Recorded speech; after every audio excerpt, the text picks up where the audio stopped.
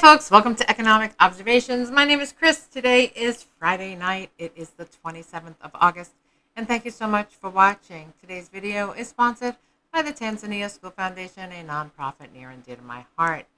Everywhere you turn today, there is a shortage. There's a shortage of workers. There's a shortage of supplies. The demand is high. You can't find furniture. You can't find microchips. You can't buy a car. Well, you can, but you have a very long wait for it.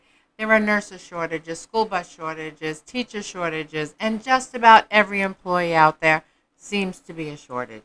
And today we're going to talk about why there is a worker shortage. Did you know that last year the American workforce did something that it's never done before? Yep, that's right. You know what it did? It shrank. It shrank by 0.1%. It doesn't sound like a large amount of workers, but it shrank for the first time ever. More and more baby boomers are retiring.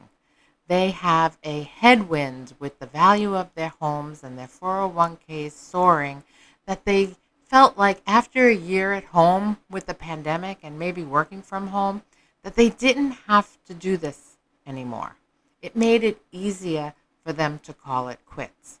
And 2.6 million of them have left the workforce and consider themselves retired. But now the working age from 16 to 64 is actually shrinking every year.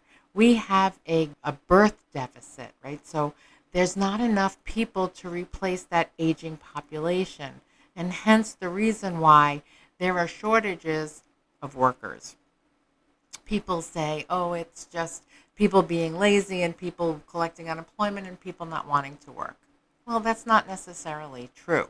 It's that also every year there are 2% more of that age group, young adults, that now have college degrees. They don't want to go into manufacturing or retail or into the restaurant industry or into construction.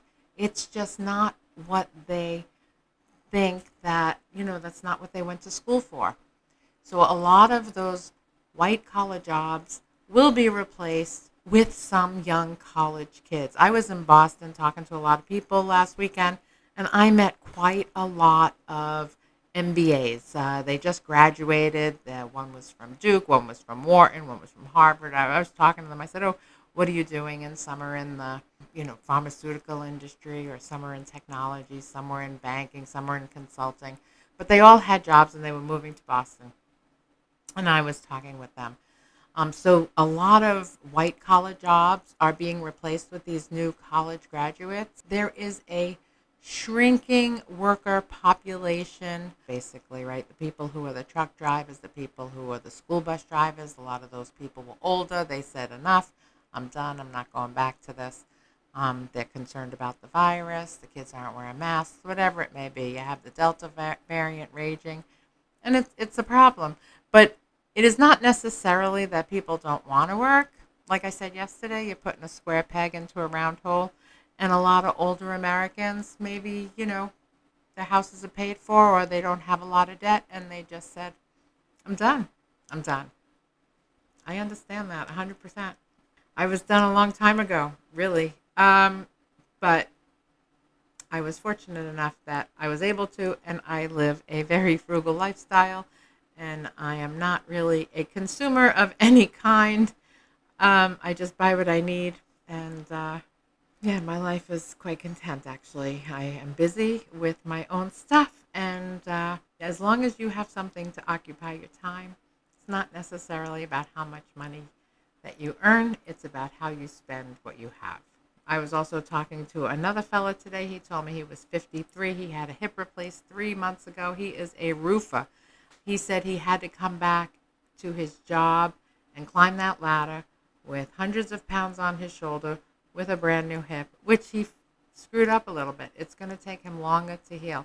But he said he, too, cannot find any workers who want to go up on the roof in 95-degree weather and, hammer nails into shingles. What we're going to do about it, but there's not a lot of young people to replace those service worker jobs, and it's going to be for quite a while. But maybe with the shortage of people wanting to do that, maybe it will just increase their pay. And we're seeing that happen already, right? The fewer people that want that jobs, maybe it'll lessen the gap of inequality. Maybe their wages will be brought up to something that they should have been a long time ago, right? These frontline workers and these people who do these physical jobs in person and can't work at home, their wages are going up. And maybe their wages will go up enough because there's so fewer of them willing to do it.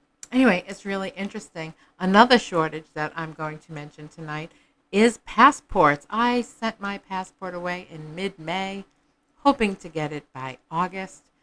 I got an email on July 8th saying, thank you so much. Your passport has been received. Yes, that is 6 weeks after I put it in the mail.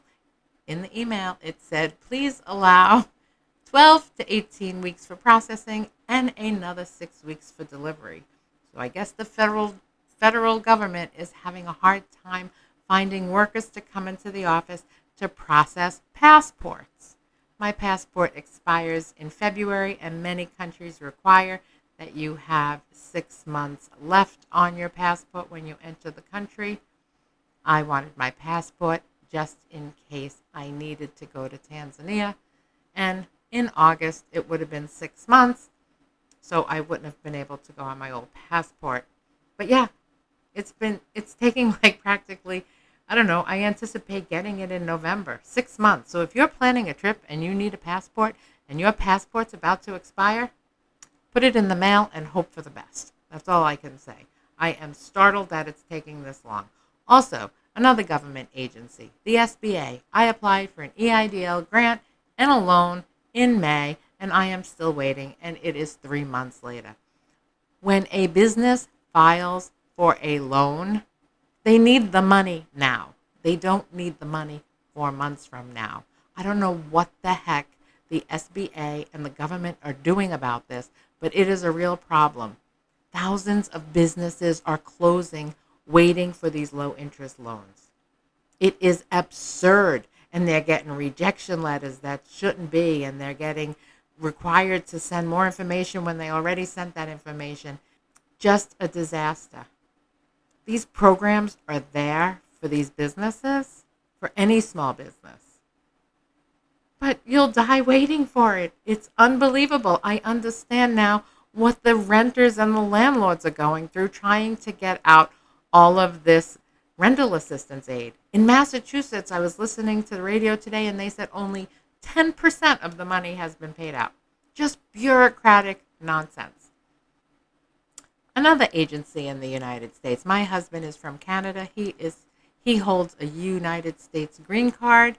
He is a resident, and his resident card, they expire every 10 years, and his green card was expiring in June of this year. In December, he filed with the National Immigration Services. He paid his $800, and he got an email saying, click here, print out this paper, and use this as your green card for the next 1 year. We're backed up, and we can't issue green cards right now. But since you paid, here it is. You're good for a year. The United States government can't get their act together because they were shut down, because people are working from home.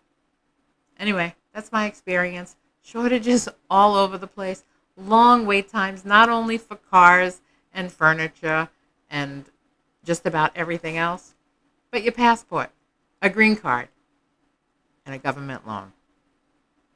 All right, that's all I got tonight. Thank you so much for watching. As always, I appreciate you. Have a wonderful weekend, folks. The weather's going to be delightful here in Massachusetts, and I hope it is where you are. Call someone, tell them you love them, and we'll talk again real soon, and thanks for watching. Hey, and don't forget, hit the like button or subscribe if you haven't. All right, thanks again.